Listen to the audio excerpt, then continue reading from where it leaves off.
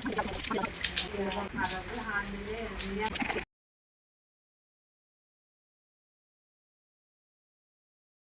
ಎಂದು ವಲ್ಲಾತನೇ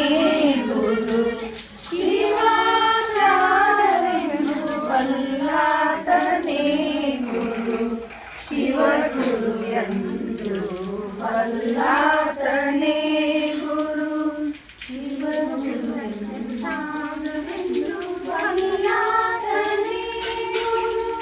ಶಿವಪ್ರಸಾದವೆಂದು ವಲ್ಲಾತನೇ ಗುರು ಇಂದಿ ಪಂಚಾವಿಧ ಇದೊಂದು ಸುಂದರವಾದಂಥ ಒಂದು ಅಪರೂಪದ ಒಂದು ಅನುಕರಣೀಯ ಮತ್ತು ಹೊಸದಾಗಿರ್ತಕ್ಕಂಥ ಒಂದು ಸಮಾರಂಭ ಅಂತಿಕೊಂಡು ನಾನು ಭಾವಿಸ್ಕೊಂಡಿದ್ದೀನಿ. ಈ ಒಂದು ಸಮಾರಂಭದ ಸಂಘಟನೆ ಮಾಡಿರ್ತಕ್ಕಂಥವರು ಕದಳಿ ವೇದಿಕೆ ಅಧ್ಯಕ್ಷರಾದಂಥ ಸುಜಾತ ಅಂಗಡಿ ತಾಯಿಯವರಿಗೆ ಅನಂತ ಶರಣಾರ್ಥಿಗಳು, ಜೊತೆಗೆ ಅಕ್ಕಲುಗೊಳಗಿದ ಅಧ್ಯಕ್ಷರಾದಂಥ ಮಾಟರು ತಾಯಿಯವರಿಗೆ ಹಾಗೂ ಎಲ್ಲ ಕಾರ್ಯದರ್ಶಿಗಳಿಗೆ, ಪದಾಧಿಕಾರಿಗಳಿಗೆ ಮತ್ತು ಈ ಒಂದು ಕಾರ್ಯಕ್ರಮವನ್ನು ನಡೆಸಲಿಕ್ಕೆ ಮೊದಲನೇ ದಾಸೋಹಿಗಳಾದಂಥ ಸುನೀತಾ ಅಂಗಡಿ ಶರಣ ದಂಪತಿಗಳಲ್ಲಿ ಹಾಗೂ ಆಗಮಿಸಿರ್ತಕ್ಕಂಥ ಎಲ್ಲ ಶರಣ ತಾಯಿ ತಂದೆಗಳಲ್ಲಿ ಶರಣಾರ್ಥಿ. ಇದು ಒಂದು ಹೊಸದಾದಂಥ ಒಂದು ಕಾರ್ಯಕ್ರಮ. ಈ ಕಾರ್ಯಕ್ರಮದ ಸಾನ್ನಿಧ್ಯವನ್ನು ಪೂಜ್ಯ ಗುರುಮಾಂತಪ್ಪಗಳವರು ವಹಿಸಿಕೊಂಡಿದ್ದಾರೆ. ಅನಿವಾರ್ಯ ಕಾರಣದಿಂದ ಅವರು ಕಾಲೇಜ್ ಕಾರ್ಯಕ್ರಮದಲ್ಲಿರೋದ್ರಿಂದ ಬಹುಶಃ ಅಕ್ಕ ಅವರು ಅಜ್ಜಾರ್ ಬರೋಂಗಿಲ್ಲ, ಸುಮ್ಮನೆ ಒಂದಿಷ್ಟು ಬಂದು ಹೋಗ್ರಿ ಅಂತ ತಿಳ್ಕೊಂಡು ಬಂದಾಗ ಒಂದೆರಡು ಮಾತು ಬಂದಿಲ್ಲ ನಾನು.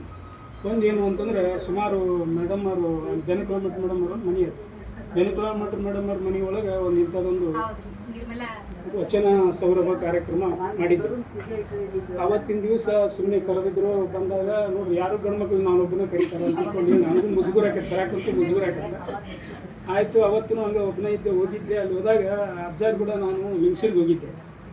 ಲಿಂಗ್ಸೂರಿಗೆ ಹೋದಾಗ ಅದು ಒಂದು ಕಾರ್ಯಕ್ರಮ ಮಾಡಿದ್ರು. ಆ ಕಾರ್ಯಕ್ರಮ ಈಗ ಮಾಡ್ಯಾರ ಮತ್ತು ಅಂತೇಳಿ ನಾನು ಅವತ್ತಿನ ದಿವಸ ಪ್ರಸ್ತಾಪ ಮಾಡಿದ್ದೆ. ಆಯಿತು, ನಮ್ಗೆ ಅನುಕೂಲ ಆದರೆ ಒಂದು ದಿವಸ ಅದನ್ನು ಮಾಡ್ತೀವಿ ಅಂತ ಅಂದಿದ್ರು ಕದಳಿ ವೇದಿಕೆಯವರು ಮತ್ತು ಎಲ್ಲ ತಂಡಗಳು ಕೇಳಿದ್ದು. ಅದು ಇವತ್ತು ಸಾಕಾರಗೊಂಡತ್ತೆ ಕಾರ್ಯಕ್ರಮ. ಈ ಏನು ಕಾರ್ಯಕ್ರಮ ಇದು ಅಂತಂದ್ರೆ ಇದೊಂದು ನಮೂನೆ ನಮ್ಮ ಲಿಂಗಾಯತ ಧರ್ಮಗಳಲ್ಲಿ ಇದು ಒಂದು ನಮೂನೆ ಒಂದು ಆಚರಣೆ ಕಾರ್ಯಕ್ರಮ. ಮೊನ್ನೆ ನಾವು ಮಠಕ್ಕೆ ಹೋದಾಗ ಜಾಗತಿಕ ಲಿಂಗಾಯತ ಮಹಾಸಭಾದವರು ಒಂದಿಷ್ಟು ಈ ಲಿಂಗಾಯತ ಧರ್ಮದ ನಿಜಾಚರಣೆಗಳನ್ನು ತರಬೇತಿ ಕೊಡೋರಿಗೆ ಒಂದು ಟ್ರೈನಿಂಗ್ ಮಾಡಕತ್ತಾರೆ. ಬೇರೆ ಬೇರೆ ಜಿಲ್ಲೆಯಿಂದ ಒಂದು ಇಬ್ಬರಿಂದ ಆಯ್ಕೆ ಮಾಡ್ಕೊಂಡಾರೆ. ಕೊಪ್ಪಳ ಭಾಗದಿಂದ ಸಂಗನಾಳ ಅಂತಿಕೊಂಡು ಹೇಳಿ ಸಂಗಮೇಶ್ ಕಲಹಾಳ ಅಂತಿಕೊಂಡು ಹೇಳಿ ಅವ್ರು ಬಂದಿದ್ದರು. ಮುಂದಿನ ನವಂಬರ್ಗೆ ಅವರು ಮಗ 17ನೇ ತಾರೀಕು ಅವ್ರ ಮಗನ ಮದುವೆ ಐತಿ. ಆ ಮಗನ ಮದುವೆ ಮಾತಾಡ್ಕೊಂಡಂಗೆ ಆಯ್ತು. ಇಲ್ಲಿ ಇಲ್ಕಲ್ಲಾಗಿ ಯಾರನ್ನು ತಗೋಬೇಕು, ಅವರೊಂದು ಜಾಗತಿಕ ಲಿಂಗಾಯತ ಮಹಾಸಭಾದವರು ಈ ಟ್ರೈನಿಂಗ್ ಕೊಡೋಕೆ ಒಂದಿಷ್ಟು ಸಂಪನ್ಮೂಲ ವ್ಯಕ್ತಿಗಳನ್ನು ಆಯ್ಕೆ ಮಾಡ್ಕೋಬೇಕು ಅಂತಿಕೊಂಡು ಅವ್ರು ಬಂದಿದ್ದರು. ಆವಾಗ ನನಗೇನು ಜವಾಬ್ದಾರಿ ಒಪ್ಪಿಸ್ಯಾರಂದ್ರೆ ಅವರು ಈ ನಿಜಾಚರಣೆಗಳಿಗೆ ಬರ್ತಕ್ಕಂಥವು ಎಷ್ಟು ಕಾರ್ಯಕ್ರಮ ಬರ್ತಾವೆ ಒಂದೊಂದು ಪಟ್ಟಿ ಮಾಡಿರಿ ಅಂತ ತಿಳ್ಕೊಂಡು ಒಂದು ಜವಾಬ್ದಾರಿ ಕೊಟ್ಟಿದ್ರು. ಅಜ್ಜಾರು ಹೇಳಿದ್ರು ಯಾರು ಇದು ಮಾಡೋದು ಸರಿ ಮಾಡ್ತಾರೆ ಅವ್ರಿಗೆ ಹೇಳ್ರಿ ಅಂತ ತಿಳ್ಕೊಂಡು ಹೇಳಿದ್ರು. ಆ ಅರ್ಥದಲ್ಲಿ ಇವತ್ತಿನ ಕಾರ್ಯಕ್ರಮವೂ ಕೂಡ ಆ ನಿಜಾಚರಣೆಗಳಲ್ಲಿ ಕೂಡ ಇದು ಒಂದು ಅಂತ. ಬಹುಶಃ ನಾವು ಈ ವಿಜಯದಶಮಿಯನ್ನು ಯಾವ ರೀತಿ ಆಚರಣೆ ಮಾಡ್ತೀವಿ ಅನ್ನೋದು ತಮಗೆಲ್ಲ ಗೊತ್ತಿದೆ. ಯಾಕಂದರೆ ಅಲ್ಲೊಂದು ದೇವಿ ಫೋಟೋ ಇಡ್ತಾರೆ. ದೇವಿ ಫೋಟೋ ಇಟ್ಟ ಕೂಡಲೇ ಅದರ ಮೇಲೆ ಅಲಂಕಾರ ಮಾಡ್ತಾರೆ. ಅಲಂಕಾರ ಮಾಡಿದ ಮೇಲೆ ಸಾಯಂಕಾಲದ ಹೊತ್ತಿನಾಗ ಅದೊಂದು ದೇವಿ ಪುರಾಣ ಅಂತ ಇರ್ತದೆ. ಆ ದೇವಿ ಪುರಾಣ ಓದ್ತಾವ್ರು. ಚಿದಾನಂದ ಅವಧೂತರು ಬರ್ದಾರ. 18 ಅಧ್ಯಾಯ ಇದ್ದಾವೆ ದೇವಿ ಪುರಾಣದು. 18 ಅಧ್ಯಾಯದು ದಿನ ಒಂದು ಅಧ್ಯಾಯ ಓದ್ತಾರೆ ಅವರು. ಓದಿದ ಮೇಲೆ ಅದರಿಂದ ನಮಗೆ ನೀತಿ ಏನು, ಅದರಿಂದ ನಾವು ಏನು ಕಲಿಬೇಕಾಗುತ್ತೆ. ಇಲ್ಲೇ ಭಾಳ ಆದರೆ ಏನು ಮಾಡ್ತೀವಿ ಅಂತಂದ್ರೆ ಅಲ್ಲಿ ಇಬ್ಬರು ರಾಕ್ಷಸರನ್ನ ಆ ತಾಯಿ ಸಂಹಾರ ಮಾಡ್ತಾರೆ. ಶುಂಭ ನಿಶುಂಭರು ಅಂತ ತಿಳ್ಕೊಂಡು ಬರ್ತಾರೆ. ಚಂಡ ಮುಂಡರು ಅಂತ ರಾಕ್ಷಸರು ಬರ್ತಾರೆ. ಅವರು ಕೆಟ್ಟದ್ದನ್ನು ಈ ಭೂಮಿ ಮೇಲೆ ಮಾಡ್ತಕ್ಕಂಥದ್ದನ್ನು ಈ ದೇವಿ ಯೋಗಿ ಅದನ್ನು ಇದನ್ನು ಮಾಡ್ತಾರೆ, ಸಂಹಾರ ಮಾಡ್ತಾರೆ. ಇದು ವಿಜಯದಶಮಿ ಅಂತ ಆಚರಿಸ್ತೀವಿ. ಇದಕ್ಕೊಂದು ಹೆಸರು ಕೊಟ್ಟು ವಿಜಯದಶಮಿ ಅಂತ ಆಚರಿಸ್ತೀವಿ. ಈ ವಿಜಯದಶಮಿ ಇದು ನಮ್ಮಲ್ಲಿನೂ ಕೂಡ ಆಚರಣೆ ಮಾಡೋಕ್ಕೆ ಬರ್ತೈತಿ. ಏನು ಅಂತಂದ್ರೆ ಕಲ್ಯಾಣಮ್ಮ ಮತ್ತು ಹರಳಯ್ಯ ಇವರ ಮಕ್ಕಳು ಮದುವೆ ಆಕೈತಿ. ನಿಮಗೆಲ್ಲ ಗೊತ್ತಿರ್ಬೇಕು ಕಲ್ಯಾಣದೊಳಗೆ. ಆ ಮಕ್ಕಳು ಮದುವೆ ಆದಾಗ ಅವರು ಅನುಲೋಮ ವಿಲೋಮ ಮದುವೆ ಅದನ್ನು ಮೋಳಿಗೆ ಮಾರಯ್ಯನವರು ಆ ಮದುವೆಯನ್ನು ನೋಡಿ ಒಂದು ಚಂದ ಅದ್ಭುತವಾದಂಥ ಒಂದು ಬರೀತಾರೆ, ಒಂದು ವಚನ ಬರೀತಾರೆ. ಮೋಳಿಗೆ ಮಾರಯ್ಯನವರು ರಾಜರು ಏನು ಬರೀತಾರೆ ಅಂದ್ರೆ, ಅಗ್ರಜ ಅಂತಜ ವರ್ಣಧರ್ಮದ 2 ಧ್ರುವಗಳು, ಒಂದು ದಕ್ಷಿಣ ಇನ್ನೊಂದು ಉತ್ತರ, ನಡುವೆ ಬಹುದೊಡ್ಡ ಕಮರಿ, ಅನುರಾಗದ ಗಾಳಿ ಬೀಸಿತ್ತು, ಭಕ್ತಿ ಸೂತ್ರ ಬಂಧಿಸಿತ್ತು ಎರಡನ್ನು, ಅಗ್ರಜನ ಪುತ್ರಿ ಅಂತ್ಯಜನ ಕೈ ಹಿಡಿದಳು, ಸಾಧಿಸಿತು ಮಾನವತೆ ಮಹಾಸಿದ್ಧಿ ನೋಡ, ನಿಕ್ಕಳಂಕ ಮಲ್ಲಿಕಾರ್ಜುನ ಅಂತ ತಿಳ್ಕೊಂಡು ಹೇಳಿ ಮೋಳಿಗೆ ಮಾರಯ್ಯನವರು ಇನ್ನೊಂದು ವಚನ ಬರೀತಾರೆ ಆ ಮದುವೆಯನ್ನು ನೋಡಿ. ಬಹುಶಃ ಈ ಮದುವೆ ಆದ ತಕ್ಷಣನ ಇದು ಸುದ್ದಿ ಬಿಜ್ಜಳ ಮಹಾರಾಜನಿಗೆ ಹೋಗ್ತದೆ. ಬಿಜ್ಜಳ ಮಹಾರಾಜನಿಗೆ ಹೋದ ತಕ್ಷಣ ಅವ್ರು ಏನು ಮಾಡ್ತಾರೆ, ಅವರೆಲ್ಲರನ್ನ ಕರೆಸ್ತಾರೆ. ಯಾರನ್ನ ಈ ಹಳೆಯನವ್ರನ್ನ ಮದುವೆನವ್ರನ್ನ ಅವ್ರನ್ನ ಕರೆಸಿ, ಹೌದು ನೀವೊಂದು ಮದುವೆ ಮಾಡಿರಿ, ಇದು ಮದುವೆ ಇದು ಸರಿನಾ ನೀವು ಮಾಡಿದ್ದು ಅಂತಂದಾಗ, ಇಲ್ಲ ನಾವು ಸರಿಯಾಗಿ ಮಾಡೀವಿ. ಯಾವ ರೀತಿ ಮಾಡಿರಿ? ಅವರು ಕೆಳವರ್ಗದವರು, ನೀವು ಮೇಲ್ವರ್ಗದವರು, ಇದು ನಮ್ಮ ವರ್ಣಾಶ್ರಮ ಧರ್ಮದ ಪ್ರಕಾರ ಇದು ಮಾಡೋಕ್ಕೆ ಬರೋಂಗಿಲ್ಲ, ಮತ್ತು ನೀವು ಹೇಗೆ ಮಾಡಿದ್ರಿ ಅಂತ ಅವ್ರು ಪ್ರಶ್ನೆ ಮಾಡಿದಾಗ, ಇವ್ರು ಇಲ್ಲಿ ಏನು ಪ್ರಶ್ನೆ ಮಾಡ್ತಾರೆ ಅಂದ್ರೆ, ವಚನಕಾರರು ಶರಣರು 12ನೇ ಶತಮಾನದಲ್ಲಿ ನಾವು ಮುಂಚಿತವಾಗೆಲ್ಲ ಚರ್ಚೆ ಮಾಡಿ ಇದನ್ನು ಮಾಡಿರ್ತಾರೆ. ಅವರು ಮೇಲ್ವರ್ಗದಲ್ಲಿ ಇದ್ದುಕೊಂಡು ಏನು ಅಂತಂದ್ರೆ ಕನ್ಯಾ ಕೊಟ್ಟಿಲ್ಲ, ಇವ್ರು ಕೆಳವರ್ಗದಲ್ಲಿ ಇದ್ದುಕೊಂಡು ಕನ್ಯಾ ತಗೊಂಡಿಲ್ಲ. ಇಲ್ಲಿ ಏನು ಅಂತಂದ್ರೆ ಎರಡೂ ಧರ್ಮ ಇಲ್ಲ, ಅಲ್ಲಿ ಮೇಲ್ವರ್ಗನೂ ಇಲ್ಲ ಕೆಳವರ್ಗನೂ ಇಲ್ಲ. ಅಲ್ಲಿ ಯಾವ ವರ್ಗ ಇದೆ ಅಂತಂದ್ರೆ ಅಲ್ಲಿ ಏನು ಅಂತ ಲಿಂಗಧಾರಿಗಳಾಗಿರ್ತಕ್ಕಂಥ ಶರಣ ಧರ್ಮದ ಒಂದು ಸಮಾನತೆಯಿಂದ ಆ ಕಲ್ಯಾಣ ಉತ್ಸವ ನಡೆದೈತಿ. ಹಾಗಾಗಿ ಇದು ಅನುಲೋಮ ವಿಲೋಮ ಕಲ್ಯಾಣ ಅಲ್ಲ ಅನ್ನುವಂಥ ಮಾತು ಪ್ರಸ್ತಾಪ ಬಂದಾಗ ಅವಾಗ ಅವರಲ್ಲಿ ಏನು ಮಾಡ್ತಾರೆ ಅಂತಂದರೆ, ಆಯಿತು ಅಲ್ಲಿ ಇರ್ತಕ್ಕಂಥ ಪುರೋಹಿತರು ಅದಕ್ಕೆ ಸಮ್ಮತಿ ಕೊಡಂಗಿಲ್ಲ. ಹಾಗಾದರೆ ಇದು ಬಿಜ್ಜಳ ರಾಜರೇ ನಿಮ್ಮನ್ನು ಕೇಳಿ ಮಾಡಿಲ್ಲ, ಮತ್ತು ನೀವು ನೋಡ್ರಿ ಅಂತ ತಿಳ್ಕೊಂಡೇಳಿ ಬಿಜ್ಜಳ ರಾಜನಿಗೆ ಭಾಳಷ್ಟು ಒತ್ತಾಯ ಮಾಡಿದಾಗ ಬಿಜ್ಜಳ ರಾಜರು ಅವ್ರಿಗೊಂದು ಶಿಕ್ಷೆ ಕೊಡ್ತಾರೆ. ಅದಕ್ಕೆ ನಾವು ಏನಂತ ಕರಿತೀವಿ ಅಂದರೆ ಎಳೆಹೂಟಿ ಶಿಕ್ಷೆ ಅಂತ ಕರಿತೀವಿ. ಎಳೆಹೂಟಿ ಶಿಕ್ಷೆ. ಆ ಎಳೆಹೂಟಿ ಶಿಕ್ಷೆ ಏನು ಅಂತಂದ್ರೆ ಆನಿಕಾಲಿ ಕಟ್ಟಿ ಹರಳೈನನ್ನು ಮತ್ತು ಮದುವೈನನ್ನು ಆನಿಕಾಲಿ ಕಟ್ಟಿ ಅವರು ರಸ್ತಾದೊಳಗೆ ಅದನ್ನು ಎಳಸ್ಕೋತ ಹೋಗ್ತಾರೆ. ಅವ್ರ ದೇಹದೊಳಗೆ ಇರ್ತಕ್ಕಂಥ ಮಾಂಸ ರಕ್ತ ಎಲ್ಲ ಅದೇನಾಕೈತಿ ಅಂತಂದರೆ ಅದರ ದೇಹದೊಳಗೆ ರಸ್ತದ ಮೇಲೆ ಇದಾಗಬೇಕಾದ್ರೆ ಇದು ಒಂದು ನಡೆದಿರ್ತಕ್ಕಂಥ ಒಂದು ಘಟನೆ. ಇಲ್ಲಿ ಕಲ್ಯಾಣದೊಳಗೆ 12ನೇ ಶತಮಾನದಲ್ಲಿ ಇದು ಐತಿಹಾಸಿಕವಾದಂಥ ಒಂದು ಘಟನೆ. ಇದು ಬಹುಶಃ ಈ ಘಟನೆಯನ್ನು ಆಧಾರವಾಗಿಟ್ಟುಕೊಂಡು ನಾವೇನು ಮಾಡಬೇಕು ಅಂತಂದರೆ ವಿಜಯೋತ್ಸವ ಅಂತ, ಇದು ವಿಜಯೋತ್ಸವ, ಇದು ವಿಜಯದಶಮಿ ಅಲ್ಲ, ಕಲ್ಯಾಣ ನಾಡಿನ ಶರಣರ ವಿಜಯೋತ್ಸವ ಇದು ಅಂತಿಕೊಂಡು ಆಚರಣೆ ಮಾಡ್ತಕ್ಕಂಥದ್ದು ಇದು. ಹಾಗಾದರೆ ಇದನ್ನು ಯಾವ ರೀತಿ ಅಕ್ಕಮಹಾದೇವಿ ಇದನ್ನು ಯಾವ ಕಾರ್ಯಕ್ರಮವನ್ನು ಯಾವ ರೀತಿ ನಾವು ಆಚರಣೆ ಮಾಡಬೇಕು ಅನ್ನೋದನ್ನು ಪ್ರಸ್ತಾಪ ಬಂದಾಗ ಇಲ್ಲಿ ನಾವು ಭಾಳ ಅಂದ್ರೆ ನಾವು ಅಕ್ಕನ ಮಹಾದೇವಿ ಫೋಟೋ ಇಡ್ತೀವಿ, ಅವರು ದೇವಿ ಫೋಟೋ ಇಡ್ತಾರೆ. ಭಾಳ ಡಿಫ್ರೆನ್ಸ್ ಏನು ಬರೋದಿಲ್ಲ. ಮನೆ ಬಾಗಿಲುಕೊಟ್ಟು ಈ ವಿದ್ಯಾರ್ಥಿಗಳ ಚರ್ಚೆ ಬಂದಾಗೂ ಕೂಡ ಒಂದು ಸಣ್ಣ ಪ್ರಸ್ತಾಪ ಬಂತು, ಇಲ್ರಿ ಎಲ್ಲರೂ ಗಣಪತಿ ಇಡ್ತಾರೆ, ಗಣಪತಿ ಇಟ್ಟು ಮತ್ತು ಅದನ್ನು ಪೂಜೆ ಮಾಡ್ತಾರೆ, ನಾವು ಯಾಕೆ ಬಸವಣ್ಣನ ಮೂರ್ತಿ ಇಟ್ಟು ಅವತ್ತಿನ ದಿವಸ ಪೂಜೆ ಮಾಡಬಾರ್ದು ಅನ್ನುವಂಥ ಒಬ್ಬ ವಿದ್ಯಾರ್ಥಿ ಎದ್ದು ಕ್ವಶನ್ ಕೇಳಿದ್ರು. ಕ್ವಶನ್ ಕೇಳಿದಾಗ ಅದಕ್ಕೆ ಬರಗುಂಡಣ್ಣವ್ರು ಏನಂದ್ರು, ಇಲ್ರಿ ಅದನ್ನು ನಂಗೆ ಮಾಡೋಕ್ಕೆ ಬರೋದಿಲ್ಲ ಅಂತಂದರು.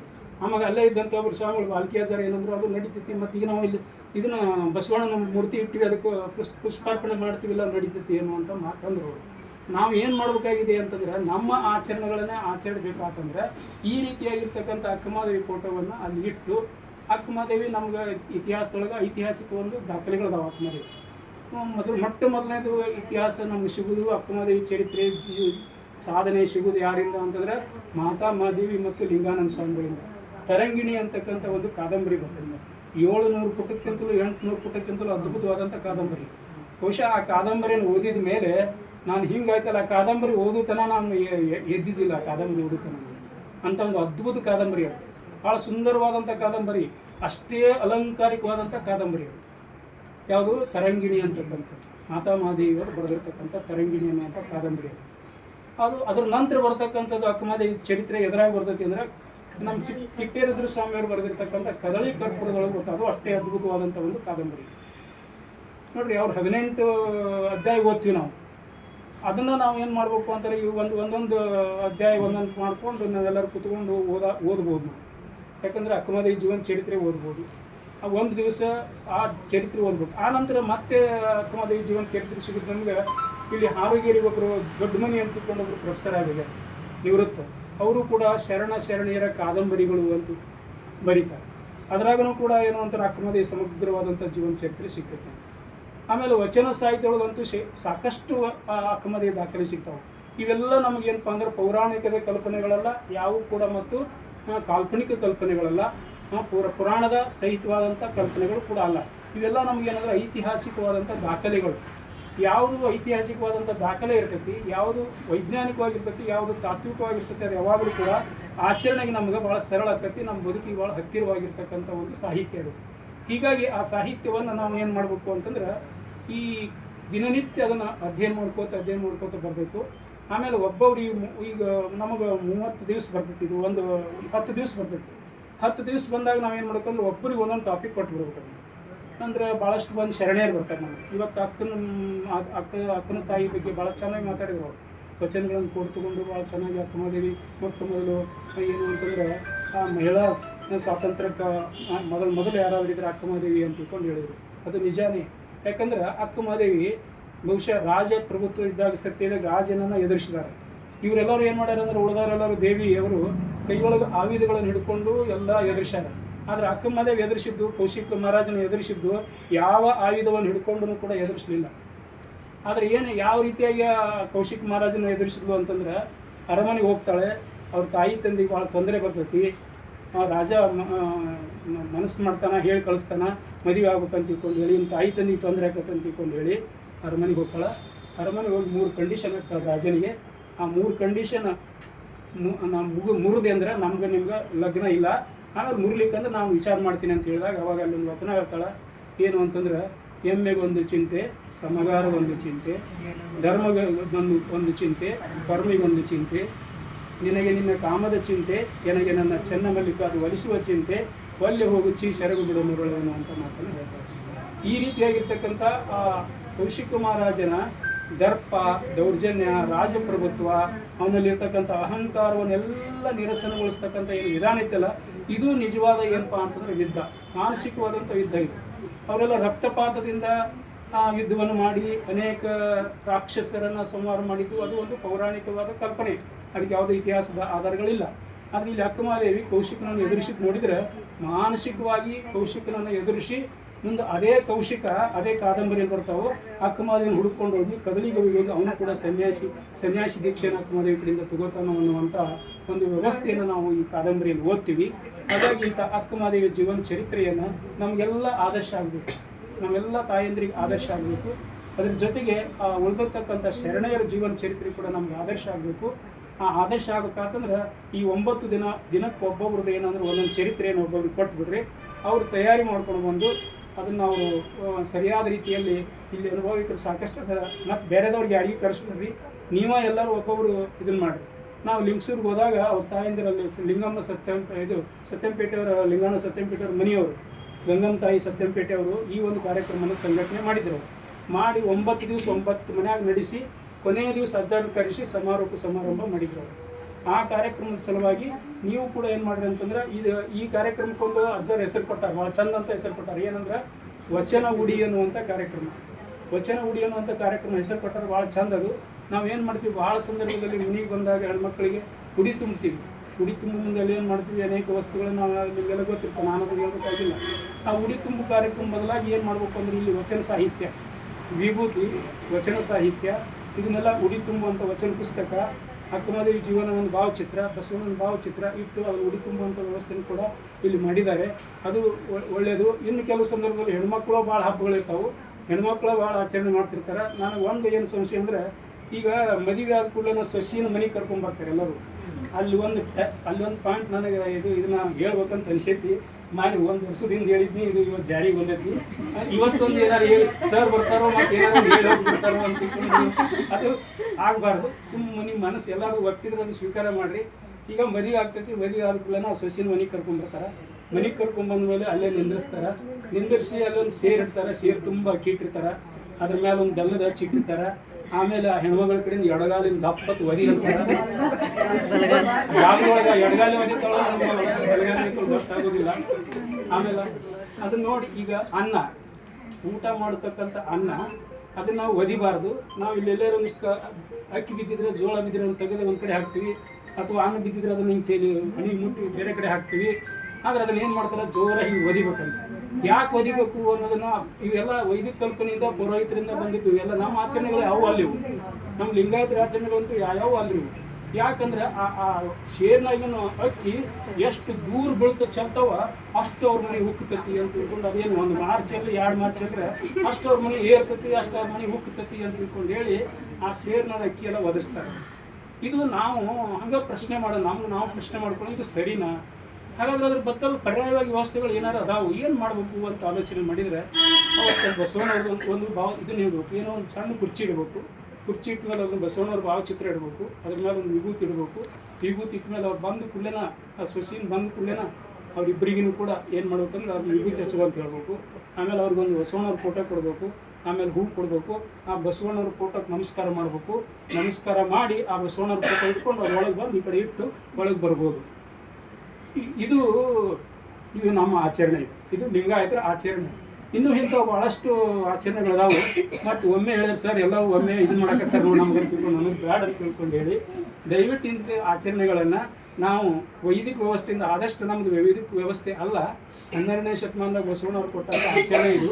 ಹಾಗಾಗಿ ಈ ಆಚರಣೆಗಳಲ್ಲಿ ನಾವು ಎಲ್ಲ ಮಾಡೋಣ ಅಂತ ತಿಳ್ಕೊಂಡು ಹೇಳ್ತಾ, ಆಮೇಲೆ ಯಾರೇ ಮನೆಗೆ ಬರಲಿ ನಿಮ್ಗೆ, ಯಾರೇ ಮನೆಗೆ ಬಂದರೂ ಕೂಡ ಉಡಿ ತುಂಬ ಹೊತ್ತಿನಾಗ ಅಲ್ಲಿ ಏನೇನು ಇರಬೇಕು ಅಂತಂದ್ರೆ, ಒಂದು ಏನು ಅಂದರೆ ಬಸವಣ್ಣವ್ರ ಫೋಟೋ ಇರಬೇಕು, ಆಮೇಲೆ ವಿಭೂತಿ ಇರಬೇಕು, ಆಮೇಲೆ ವಚನ ಪುಸ್ತಕ ಇರಬೇಕು. ಆಮೇಲೆ ಅದ್ರ ಮೇಲೆ ನೀವು ಕಣ ಇಡೋರಿದ್ರೆ ಇಡ್ರಿ, ಏನು ತಪ್ಪಿಲ್ಲ. ಅವು ಬಟ್ಟೆ ಅವಕ್ಕೇನು ಇದನ್ನು ಬರೋಂಗಿಲ್ಲ. ಆದರೆ ಅದ್ರ ಬದ್ದಲ್ಲ ಈಗ ನಿಂಬೆ ಹಣ್ಣು, ಹಾವು, ಅರಿಶಿನ, ಎಲೆ, ಅಡಿಕೆ ಇವೆಲ್ಲ ಏನು ಇವು ಕೂಡ ಇದನ್ನ ಆಗಬಾರ್ದು. ಅವನ್ನೆಲ್ಲ ಇಟ್ಟು ಉಡಿ ತುಂಬ್ರಿ ಅಂತ ತಿಳ್ಕೊಂಡು ಈ ಉಡಿ ತುಂಬು ವಸ್ತುಗಳನ್ನು ಇವೆಲ್ಲ ವ್ಯವಸ್ಥಿತವಾಗಿ ಇಟ್ಟು, ಅದಕ್ಕೆ ಇದು ಕೂಡ ವಿಜಯದಶಮಿ. ನಾವೆಲ್ಲರೂ ಕೂಡ ಈ ಒಂದು ಉಡಿ ತುಂಬುದು, ಆಮೇಲೆ ಅವ್ರನ್ನ ಬರ್ಮಾಡ್ಕೊಳ್ಳೋದು, ಅವ್ರಿಗೆ ನಾವು ಬಟ್ಟೆ ಮಾಡೋದು, ನಾವು ಅವ್ರಿಗೆ ಬಟ್ಟೆ ಮಾಡೋದು, ಇದೆಲ್ಲ ಆಯರಿ ಅನ್ನುವಂಥ ಪದ್ಧತಿ ಎಲ್ಲ ಇದೆಲ್ಲ ಇರ್ತಾವೆ. ಆ ಹಿನ್ನೆಲೆ ಒಳಗೆ ನಮ್ಮದೇ ಆದಂಥ ಒಂದು ವ್ಯವಸ್ಥೆಗಳು ನಮ್ಗೆ ಅಷ್ಟಾಗಿ ವಿಭೂತಿ ಭಾಳ ಮುಖ್ಯ ಐತಿ. ಆಮೇಲೆ ವಚನ ಪುಸ್ತಕ, ಆಮೇಲೆ ಏನು ಅಂತಂದ್ರೆ ಇವೆಲ್ಲ ಇಂಥವು ಹಣ್ಣುಗಳು ಇಡ್ರಿ. ಅದ್ರ ಮೇಲೆ ಜಂಪರ್ ಪೀಸ್ ಇಡ್ರಿ, ಬ್ಲೌಸ್ ಇಡ್ರಿ, ಇಟ್ಟು ಅವರಿಗೆಲ್ಲ ಉಡಿ ತುಂಬುವಂಥ ವ್ಯವಸ್ಥೆ ಮಾಡಿ. ಅದರ ಕಂಪಲ್ಸರಿ ಏನಿಲ್ಲ ಅಂದರೆ ಬಸವಣ್ಣವ್ರ ಫೋಟೋ ಇಡಬೇಕು, ಆಮೇಲೆ ಇರಲಿ ಅಂತ ತಿಳ್ಕೊಂಡು ಹೇಳ್ತಾ, ಆಮೇಲೆ ಲಿಂಗದರ್ಗಿ ಇಡ್ರಿ. ಆ ಥರ ಇಟ್ಟು ಈ ರೀತಿಯಾದಂಥ ಒಂದೊಂದು ಆಚರಣೆಗಳನ್ನು ನಾವು ಹೊಸದಾಗಿ ಮಾಡ್ತಾ ಹೋಗೋಣ. ಅದಕ್ಕೆ ಇಂಥ ಒಂದು ಕಾರ್ಯಕ್ರಮ ಯಶಸ್ವಿಯಾಗಿ ನಡೆಸಿಕೊಟ್ಟಿರಿ. ಆದರೆ ಇದು ಒಂದು 9 ದಿವಸ ತನಕ ಇದು ಚೆನ್ನಾಗಿ ನಡೀಲಿ. ಅದಕ್ಕೆ ಒಬ್ಬೊಬ್ಬರು ದಾಸೋಹಿಗಳಾಗಿ ಒಬ್ಬೊಬ್ಬರಿಗೆ ಒಂದೊಂದು ಶರಣ ಜೀವನ ಚರಿತ್ರೆಯನ್ನು ಕೊಡ್ರಿ ಅಂತ ತಿಳ್ಕೊಂಡು ಹೇಳ್ತಾ, ಈ ಒಂದು ಕಾರ್ಯಕ್ರಮದಲ್ಲಿ ನಮ್ಗೊಬ್ಬರಿಗೆ ಕರೆಸಿ ಮಾತಾಡೋದು